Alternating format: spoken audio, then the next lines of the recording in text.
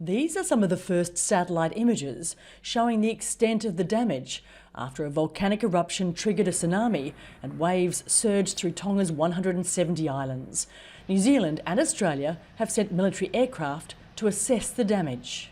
So the surveillance work that was done was really quite crucial, but we know that there's more work to be done to make sure that Tonga can bounce back as best it can. Mele Nawamo has been unable to reach her family in Tonga since Saturday. Her two sisters live on the main island, Tonga-Tapu. Her brother and his family live on the smaller island, Vavavu. I'm worried, like everyone else. You have your sleepless nights and not knowing what to expect. A fibre optic cable, one of the country's main lines of communication, was damaged by the eruption and may take weeks to restore. Within a week or two, we should be able to know whether we can be able to get our full connectivity up and running. For now, this is the only communication many people in Tonga have. A TV and radio station in Australia covering the Pacific region is fielding calls from relatives around the world who are desperate for updates. We've had Tongans calling from Sweden, Austria, parts of Japan and so forth, just desperate for any news from home.